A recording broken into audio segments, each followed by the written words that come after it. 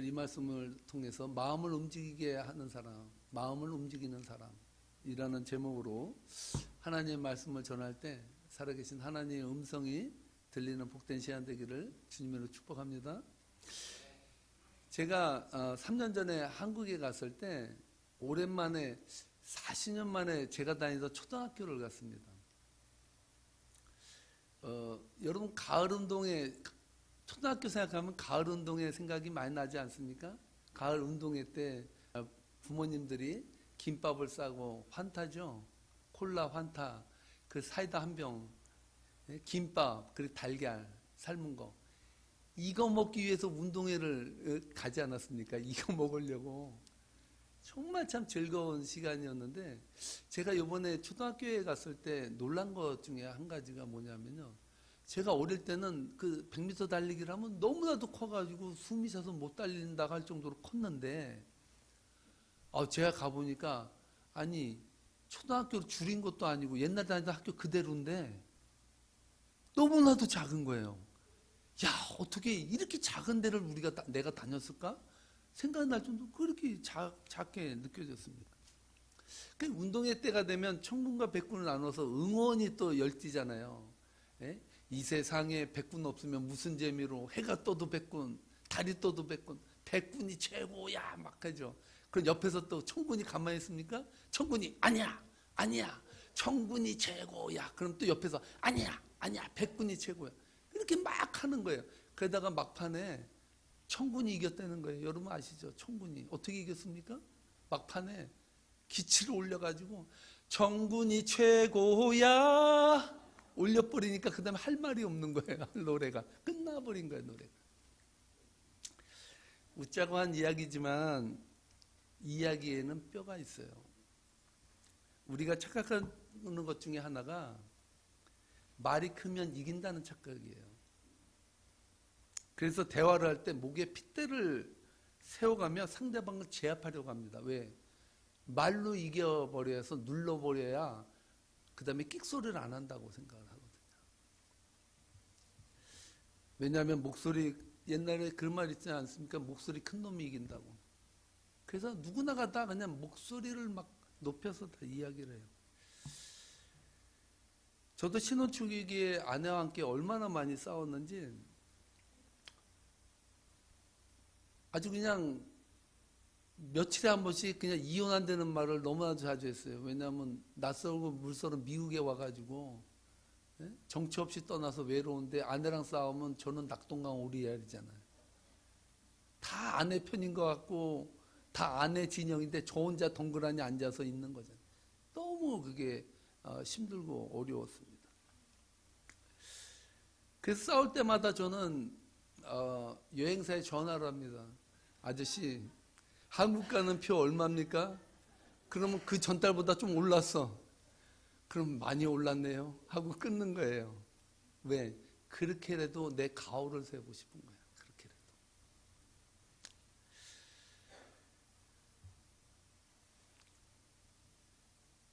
근데요, 제가 더 화가 나는 부분이 있습니다. 그것이 뭐냐면, 여러분 싸움을 하면 원인이 있잖아요. 제 아내도 한 고집 하거든요. 지금은 예수님의 은혜로 고집이 완전히 그냥 물처럼 됐다고 저는 느껴지거든요. 완전히 많이 진짜 바뀌었어요. 그때도 물론 좋았지만 제 고집이 더 세다고, 그러니까 이 고집을 긴 고집이 이겼다고 할 정도로 제 고집도 세거든요. 근데 제 아내랑 싸움을 하면 분명히 아내가 나에게 뭔가를 했기 때문에 내가 화를 내서 막 윽박지르듯이 얘기를 했거든요. 근데 싸움이 끝나고 분풀이가 되고 나서 소강 상태가 딱 되고 나면요, 그 다음에는 제가 미안하다 그래. 그게 더 화가 나. 그게 내가 잘못한 것도 없는데 미안하다 그래. 왜 미안하다 하냐면 큰 소리 치고 마음에 상처를 줬다는 거예요. 그렇죠. 여러분, 내 생각을 일목요연하게 내가 표현할 수 없고 답답하니까 먼저 나오는 게 그냥 소리 지르는 거더라고요, 제가. 그래서 소리가 그렇게 많이 높아졌어요. 근데 그것이 상대방은요, 이야기가 안 들리는 거예요. 왜? 소리가 커지면요, 잘 들릴 것 같은데요, 귀가 막힌대. 그 다음부터 뭔 말하는지 안 듣는다는 거예요. 그러니까 여러분 자꾸 소리가 크게 해야지 자꾸 상대방이 듣는다고 생각하지 마세요. 절대 안 들려요. 아마존 커뮤니케이션 분야에서 가장 많이 팔린 책 중에 하나라고 하는데요. 제이 하인리시가 쓴 책 제목이 싸우지 않고 이기는 기술이에요. 싸우지 않고 이기는 사람이 그 사람이 진짜 대단한 사람이죠. 어떻게 싸우지 않고 이길 수가 있습니까? 그가 이렇게 말합니다. 세상의 모든 관계는 끊임없는 논쟁의 연속이래요. 끊임없이 사람이 살아가면요. 논쟁하고 서로 대화하고 싸우듯이 말하는 건 당연하다는 거예요. 그것을 이상하게 생각하지 말라는 거예요. 그런데 문제는 대부분의 논쟁은 말싸움으로 전락한다는 데 문제가 있다는 거예요. 말싸움에서 이기기는 쉽지만 그 승리에 따른 전리품은 상처와 후회뿐이라는 거예요. 그러니까 어떤 사람은 말싸움에서 지지 않는 사람이 있어요. 말싸움에서 이겨봐요. 남은 게 뭔지 아세요? 상처뿐인 영광이야. 서로 기분이 안 좋은 거야. 이겨도 찝찝하고 저도 찝찝한 거죠. 논쟁의 끝에서 한 사람의 마음을 진정하게 얻어내는 것, 그것이 바로 참된 설득이라고 이 책에서 말하고 있습니다. 그래서 사람의 감정을 섬세하게 매만질 줄 알면 싸우지 않고 이긴다라는 것이 이 책의 내용의 골자예요. 고대 그리스인들이 논쟁을 좋아했다고 해요. 옛날 철학자들 다 그랬잖아요. 시장에 모여서 서로가 다 논쟁하는 거예요. 어떠한 이론을 세우면 그것에 대한 반론을 하고 계속해서 이야기를 해가죠. 그래서 여러분 그리스어에서 이 논쟁이라는 단어와 싸움이라는 단어가 같은 어원에서 왔대요. 논쟁이 디베이트인데 싸움은 배틀이거든요. 이것이 같은 그리스 어원에서 나왔다는 거예요. 하지만 그들은요 말싸움과 논쟁을 지혜롭게 구분할 줄 알았대요. 이 그리스 사람들은요 논쟁을 해도 말싸움과 그것을 확연히 거리를 두고 분리할 줄 아는 그런 능력이 있었다는 거예요.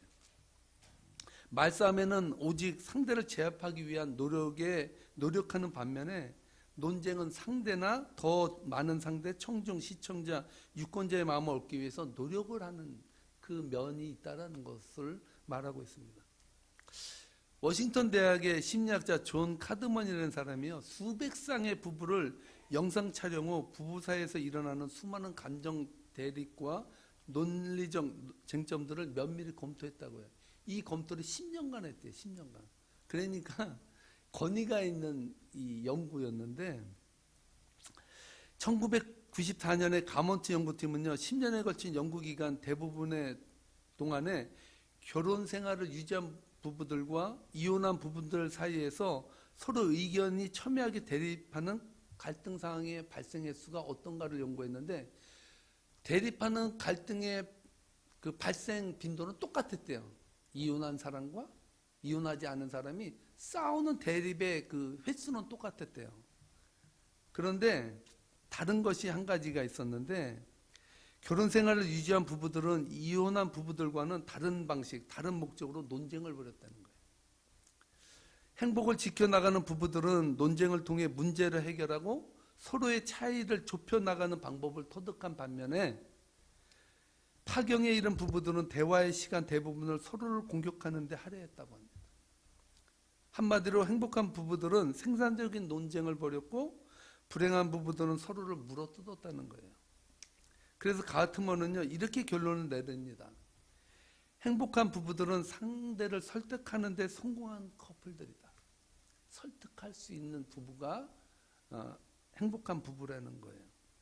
이라는 의미에서 여러분들은 세상을 살아가면서 어떠한 대화법을 사용하고 있습니까? 설득의 대화법입니까? 아니면 논쟁의 대화법입니까? 우리 민족은 한이 많아서 한민족이 아닌가 생각됩니다. 분노 지수가 높다고 해요. 그러니까 여러분들 잘못이 아니에요. 여러분 내가 화가 나서 이야기하는 거예요. 여러분 잘못 절대 아니에요. 그건 어떻게 보면 조상 탓일 수 있어요. 우리 한민족이 가지고 있는 이 DNA 속에 억눌리고 억압받았던 그 한이 대대로 내려오는 그 가풍이 있거든요. 그래서 그 쌓인 그 화와 분노가 모르게 막 분출된다는 것이죠. 그래서 말로 해도 될 문제들을 꼭 싸움으로 해결하려고 그 끝을 맺는 경향이 있다는 거예요. 저는 오늘 이 본문을 이렇게 묵상하면서 비록 종이지만, 아브라함의 종이지만, 이 종이 정말 아름다운 결과를 도출해내는 그 묘미, 그 방법을 오늘 이 본문 속에서 우리는 발견할 수 있다라고 생각을 합니다. 쉽게 보이지만요, 아브라함의 종은 자신에게 물을 떠다 준 리브가를 감동시켰고요. 그 감동이 그대로 리브가의 오빠인 라반과 아버지 부두엘에게까지도 전해져서 그들의 마음을 움직였다는 거예요. 이게 상당히 중요한 거거든요. 그래서 저는 여러분과 함께 그 아브라함의 종이 가진 그 지혜 속으로 함께 여행을 떠나려고 합니다. 오늘 여러분들에게 제가 두 가지를 말씀드릴 건데요. 아브라함의 종을 만난 리브가가 자신이 우물가에서 만난 사람에 대해서 오빠인 라반에게서 말해 주었습니다. 이 이야기를 들은 라반이 우물가로 아브라함의 종을 만나러 옵니다. 그 말씀이 28절로 30절 말씀인데요. 함께 읽어보겠습니다. 소녀가 달려가서 이 일을 어머니 집에 알렸더니 리브가에게 오라버니가 있어 그의 이름은 라반이라. 그가 우물로 달려가 그 사람에게 이르되 그의 누이의 코골이와 그 손의 손목걸이를 보고 또 그의 누이 리브가가 그 사람이 자기에게 이같이 말하더라 함을 듣고 그 사람에게로 나아감이라. 그때 그가 우물가 낙타 곁에 서 있더라. 아멘. 앞으로 전개될 야곱 이야기에서도 알게 되겠지만요, 이 리브가의 오빠 라반은 보통 사람이 아니에요. 뭐 뛰는 놈이 나는 놈이 있다 그러는데 이 뛰는 놈을 이긴 사람이 야곱이거든요. 하여튼 둘 다가 막상막한데 이 라반도 보통은 아닌 사람이에요. 산전수전 공주전 다 겪고요. 그 리브가가 딱 보니까 손목걸이에 아주 그냥 팔찌에 좋은 보석은 다 차고 오니까 눈이 딱 돌아간 거예요. 야, 얘 봐라. 뭐 하나 물건 잡았네? 야, 얘 한번 만나러 보러 가야겠다? 이런 생각을 가졌다는 거예요. 그래서 그냥 그 리브가가 또 한 말까지 들었잖아요. 얼마나 또 리브가가 또 잘 말했는지. 그래서 우물가로 아브라함의 종을 만나러 갔다는 거예요. 중요한 사실은요, 부두엘과 라반이 아브라함의 종의 이야기를 듣고 나서 긍정적인 반응을 보였다는 거예요. 라반이요, 그 낙타를 대동한 그 종을 보고 우리 집에 빨리 가자고. 우리 집에 잘 곳도 있고 낙타를 먹일 양식도 많으니까 빨리 가자고 해서 데려왔거든요. 이쯤에 보면은 이 아브라함의 종이요, 꼭 재력 가지고 그들의 마음을 산 건 아니에요. 우리가 오늘 이 본문을 통해서요, 적어도 그리스도인서 이 일상 삶을 살 때 어떻게 하면 우리는 지혜롭게 상대방을 설득할 수 있을까? 오늘 그것을 함께 알아보고자 합니다. 중요한 사실은요, 이 긍정적인 반응을 보였다는 건데 49절로 51절 말씀에서 이렇게 말합니다. 함께 읽겠습니다. 이제 당신들이 인자함과 진실함으로 내 주인을 대접하려거든 내게 알게 해주시고 그렇지 아니할지라도 내게 알게 해 주셔서 내가 우로든지 좌로든지 행하게 하소서. 라반과 부두엘이 대답하여 이르되 이 일이 여호와께로 말미암았으니 우리는 가부를 말할 수 없노라. 리브가가 당신 앞에 있으니 데리고 와서 여호와의 명령대로 그를 당신의 주인의 아들의 아내가 되게 하라. 아브라함의 종이 말해요. 자, 이제 선택하시라고. 아브라함의 아들에게 딸을 주든지 말든지 이제 당신들이 이제 선택하면 된다 이렇게 말했더니 그 선택이 뭔 말이냐. 하나님께서 이미 다 이게 점지해 주셨는데 그냥 데려가 그랬다는 거. 데려가. 여러분, 이 말이 쉬운 말입니까? 어떻게 자신의 딸을 또한 동생을, 그것도 옆집이 아니라 낙타를 타고 몇 달을 가야 도달할 수 있는 그 지역까지 딸을 그냥 보내. 어떻게 그럴 수가 있어요? 이게 쉽지 않은 문제예요. 정말 여러분 같으면 그렇게 하겠어요? 남의 딸이니까 쉽게 말하죠. 내 딸이라면 절대 그렇게 안 해요. 못하죠. 그렇게 어떻게 보내? 뭘 어떻게 알고? 이 사람이 도둑놈인지 사기꾼인지, 사기꾼일수록 더 신사적이잖아요. 뭘 믿질 못하는 거죠. 그런데도 그 아브라함의 종의 말을 듣고 믿고서 보냈다는 거예요. 이게 대단한 설득력이죠. 대단한 설득력. 여기서 우리는 아브라함의 종이 어떻게 말했길래 이렇게 어려운 결정을 아주 쉬운 결정처럼 할 수 있었을까? 그 로드맵을 우리가 한번 배워보자는 거예요. 첫째로 생각해야 할 부분은요, 바로 이겁니다. 아브라함의 종에게 배우는 설득의 방법.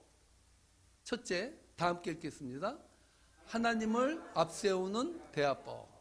아멘. 아브라함의 종은 항상 말을 할 때 하나님을 앞세우는 대화법을 사용했습니다. 옛 속담에 잘 되면 내 탓, 안 되면 조상 탓이라는 말이 있잖아요. 그 아브라함의 종에게 배울 수 있는 그 대화법 중에 가장 중요한 것은요, 아브라함의 종은요, 말끝마다 하나님을 앞세워서 이야기를 해요. 27절인데요, 함께 읽어보도록 하겠습니다. 이르되 나의 주인 아브라함의 하나님 여호와를 찬송하나이다. 나의 주인에게 주의 사랑과 성실을 그치지 아니하였사오며 여호와께서 길에서 나를 인도하사 내 주인의 동생의 집에 이르게 하셨나이다 하니라. 아멘. 이러한 감동의 순간을요, 부두엘과 라반에게 전한 것인데,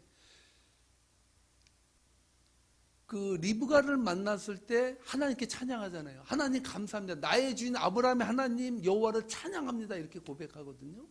왜냐하면 나의 주인에게 주의 사랑과 성실을 그치지 아니하여서 여호와께서 주신 이 길에서 나를 인도해서 그 집안의 동생의 집에 이르게 했다는 이 은혜가 얼마나 크냐라고 고백을 하죠. 그런데요, 이 고백을요, 라반과 부두엘을 만났을 때도 한다는 거예요. 48절에서 또다시 그것을 되풀이해서 말해요. 함께 읽어보겠습니다. 내 주인 아브라함의 하나님 여호와께서 나를 바른 길로 인도하사 나의 주인의 동생의 딸을 그의 아들을 위하여 택하게 하셨으므로 내가 머리를 숙여 그에게 경배하고 찬송하였나이다. 아멘.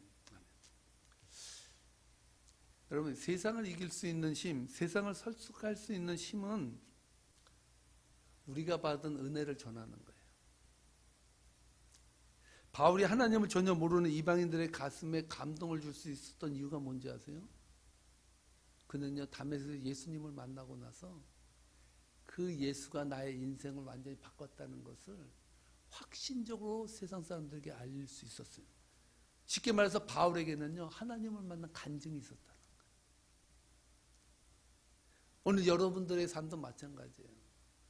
여러분들이 어떤 삶을 살아왔던지, 여러분들이 예배당의 문을 들어올 수 있는 이 사실 자체는요, 기적이고 감사해요. 왠지 아세요?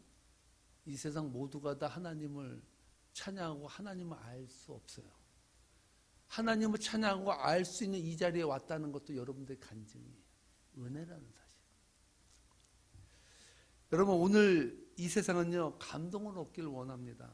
감사하고 싶어도 감사할 대상이 없다는 것이 이 세상의 불행이라고 말합니다. 이 세상 사람들은 감사해도 인간에게 감사의 한계가 있잖아요. 감사할 대상이 없다는 것은 불행하다는 거예요. 그러나 그리스도인들은요, 정말 감사할 때 감사할 대상이 있다는 거예요. 누구예요? 하나님이. 여기까지 인도하셨다는 간증이 아브라함의 종에게 있었다는 사실. 오늘 여러분들에게도 이 사실이 있다는 것을 감격하시기 바랍니다. 두 번째로요, 이 아브라함의 종의 대화법에서 우리가 배워야 될 것이, 함께 읽겠습니다. 상대방을 높이는 언어를 사용하라. 아브라함의 종이 이 부두엘과 라반의 마음을 움직일 수 있었던 이 힘은요, 자신을 낮추면서 상대방을 높이는 언어를 사용할 줄 알았어요. 여러분, 사람의 마음을 움직이는 것은요, 상대방을 높여줄 때 사람은 움직여요. 그것을 기가 막히게 아브라함의 종은 알았다는 거예요. 35절, 36절인데요. 함께 읽어보겠습니다. 여호와께서 나의 주인에게 크게 복을 주시어 창성하게 하시되 소와 양과 은금과 종들과 낙타와 나귀를 그에게 주셨고 나의 주인의 아내 사라가 노년에 나의 주인에게 아들을 낳으며 주인이 그의 모든 소유를 그 아들에게 주었나이다. 아브라함의 종의 말끝마다요, 나의 주인이신 아브라함, 나의 주인의 아들인 이삭, 끊임없이 자신은 없어. 자신은 없고 항상 자신의 상전인 아브라함에 대해서 이야기하고 또한 이삭에 대해서 이야기를 계속해서 반복해서 한다는 거예요. 여러분들이 언어를 사용할 때 여러분 꼭 알아야 될 게 있어요. 남을 높인다고 해서요, 내 인격이 손상가는 거 하나도 없어요. 그런데요, 사람은 이상하게요, 남을 높여주면 내 자존심이 깎인다고 생각해요. 여러분, 인격이 있는 사람은요, 자신을 낮추면서까지 남을 높여줄 줄 아는 사람이 인격이 있는 사람이에요. 자꾸 교회에서 시기하고 질투하는 것은요, 내가 인격이 아직 안 다듬어지고 아직도 내가 상대방보다 작다라고 생각하니까 시기하고 질투하는 거예요. 내가 상대방보다 나에게 주신 은혜로 나는 충분히 세상에서 당당히 살아갈 수 있다는 것을 확신하는 사람은요, 초막이나 궁궐이나 어디에 거하든지 자유함이 있다는 거예요. 그게 없는 사람들이 늘 결핍을 느껴요. 여러분, 중요한 사실은요, 은혜를 받아도 결핍을 느낀다니까요. 은혜하고도 다른 문제가 내 속에서 해결해야 될 내 자아의 자존감의 문제거든요. 이것이 해결 안 되면요, 해피하지 않고 자꾸 남에게서 비교하고요, 남에게서 행복을 찾고요, 나에게서 부족을 자꾸 느끼면서 남에 대해서 존중하는 마음이 없어져 버리는 거예요. 그래서 여러분, 남을 깎아내려서 자신을 높이려는 사람과 자신을 깎아내리면서 남을 높여주는 사람이 있다고. 세상에 두 가지 부류의 사람이 있대요. 남을 깎아내려서 자신을 높이려는 사람이 있고, 자신을 깎아내리면서 남을 세워주는 사람이 있대요. 근데 세상은 어떤 사람을 좋아하는지 아세요? 자신을 깎으면서 남을 높여주는 사람을 좋아한대요. 그 사람은 어디 모임에도요, 항상 붙여준대. 그런데 남을 깎아내리면서 자신을 막 하려는 사람은요, 지 잘나는 맛에 산다 이러고서 만드는 거예요. 그래, 니 똥 굵다 이러잖아요. 좀 전문 용어로.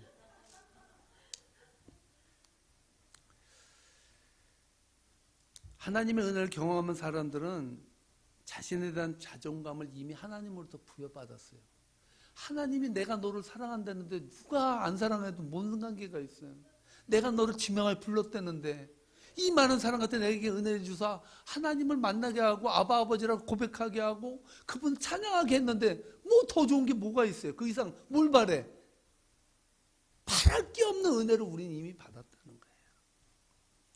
그 다윗도 고백하지 않습니까? 다윗이 이렇게 고백해요. 주의 궁정에서의 한 날이 다른 곳에서의 첫날보다 나은 줄. 할렐루야. 주의 궁전, 주의 성전에서 이 한 날이 다른 곳에서 뻗은게 앉아서 있는 첫날보다 낫다는 거예요. 제가 이번에 저희 누님 댁에 와가지고 언제 우리가 한번 가보냐 해서 캔쿤에 놀러 갔잖아요. 첫날에 갔더니 여기가 천국인가벼 그랬어요. 음식이 나오는데 배가 처지도록 4끼도 먹고 5끼도 먹고 계속 먹는 거예요. 가문 음식이 있고 가문 음식이 있고. 이틀째까지도 계속 괜찮다 그래서 3일째는 빨리 가자. 나중에는 지겹더라고. 지겨워. 여러분, 세상의 낙은요, 그게 버리더라고. 그게 어떨 때는 계속 배 터질 때까지 처먹으라 그러는 게 버리라니까요. 힘들어서 못하겠다. 힘들어서. 주의 궁정에서 한 날이 다른 곳에서 첫날보다 나은 거예요. 여러분, 오늘 이 시간에 여러분 하나님 앞에 이 예배드린 이 자리 있잖아요. 이 장소 있잖아요. 이 성령의 감화감동이 내려오고 하나님의 능력이 임하고 우리의 삶의 좌표가 바뀌고 이 은혜를 어디서 경험하냐고. 어디서? 드라마에서 가르쳐줘요? 드라마 여러분 하루 종일 한번 봐봐요. 머리가 띵해. 저 옛날에 모래시계 보다가 머리 터져 죽는 줄 알았잖아요. 그것도 못할 짓이에요. 그것도 못할 짓이에요. 여러분, 그리스도인여 세상을 살 때 한 가지 제가 팁을 드리면 행복하게 사는 법이 있어요. 그 법이 뭔지 아세요? 좀 빈듯하게 사세요. 너무 사람이 완벽하게 하고요. 깎아놓은 인연처럼 살면요. 재미가 없어. 좀 빈대가 있어 도와주고 좀 뭔가 좀 식물 좀 실어주고 할 맛이 있죠. 그 어떤 그 대통령이 된 사람이라고 하는데 걔는 항상 어디 가면요 25전하고 10전하고 있으면요 너 어떤 거 가지려고 그러면 맨날 10전만 받는다는 거예요.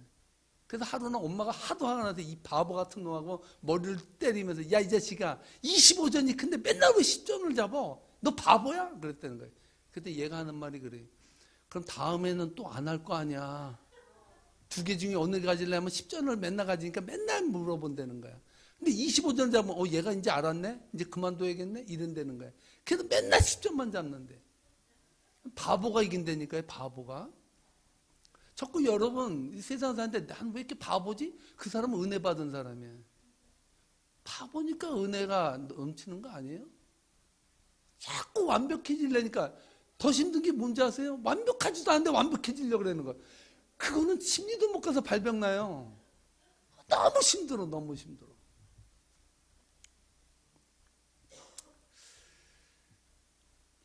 아브라함의 종이 저는 얼마나 큰 공을 세웠습니까? 여러분 그 타지에 가가지고요.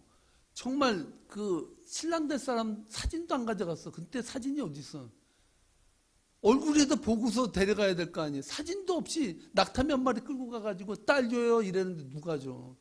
근데 그걸 성사시켰다니까요. 이 사람이 요즘으로 오면 중매쟁이 완전히 이거 강남의 중매 1인자가 됐을 거예요. 대단한 사람이 대단한 사람. 정말 저는요 아브라함도 위대하지만 이 아브라함의 종이 더 위대해 보이더라니까요. 비록 종이지만 넌 종이 아니야 이런 생각이 드는 거예요. 정말 대단한 인격입니다. 여러분 그 세례 요한 있잖아요. 세례 요한이 저는 되게 위대하다고 생각이 되는데 왜냐하면요. 예수님이 오기 전에는 완전 스타였잖아요. 그냥 갈 때마다 그냥 많은 사람들이 와서 회개하고 세례받고 막 뒤집어지고 큰 역사가 막 일어나는 거예요. 예수님이 공생애를 딱 시작하니까 자기를 따르던 무리들도 다 예수 편에 서네. 그러니까 많은 사람들이 요한 선생님 지금 예수가 지금 하나님 나라를 전하는데 당신의 제자들도 다 거기로 가던데요. 여러분 미치고 팔딱 찔 일 아니에요? 우리 세계문교회 성도님들이 저하고 신앙생활 예쁘게 하다가 이제 김 목사 이제 영역도 떨어지고 나이도 들고 이거 이제 틀렸나 봐 하고 딴 데 가봐 얼마나 마음이 아프겠어. 정말 쉽지 않은 문제. 그런데요 세례 요한이 기가 막힌 말을 해요. 뭐라 그랬는지 알아요? 제가 이거는 여러분들에게 같이 읽어야 돼요. 함께 읽겠습니다. 그는 흥하여야 하겠고 나는 쇠하여야 하리니. 세례 요한이 뭐라 그랬는지 알아요? 나는 예수의 신발끈도 이 옆에서 하기에 감당하지 못하는 사람. 대단한 사람, 대단. 저는요, 세례 요한은 인간이 낳은 사람 중에서 가장 겸손하고 대단한 사람이라고 생각해요. 할렐루야.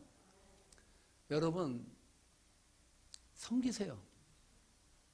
정말 여러분들이 인격적으로 높아지고 싶으면요, 옆에 사람도 세워주세요. 그렇게 한다고 해서 여러분의 인격이 금가는 거 하나도 없어요.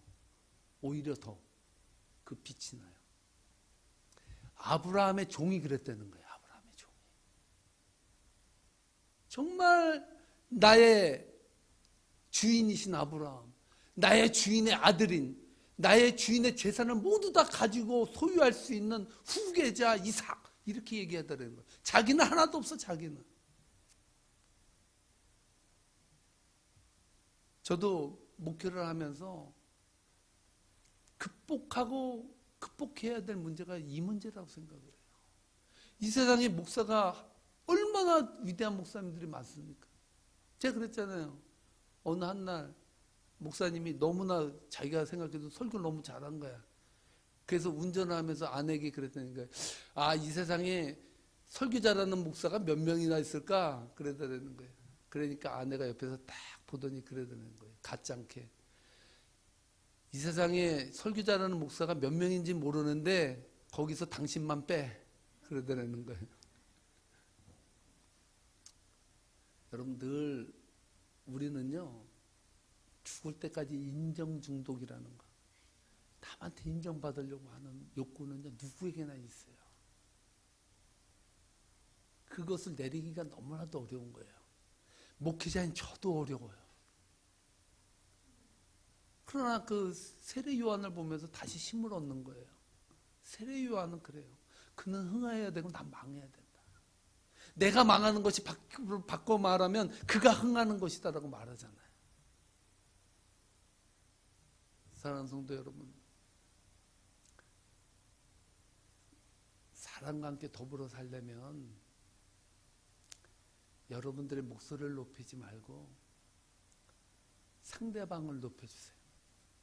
그리고 상대방과 함께 하세요. 그렇게 할 때 여러분들은 행복한 인생을 살 수 있습니다. 이 말씀이 여러분들 심령 가운데 은혜로 넘치기를 주님으로 축복합니다. 축복합니다. 기도하시겠습니다.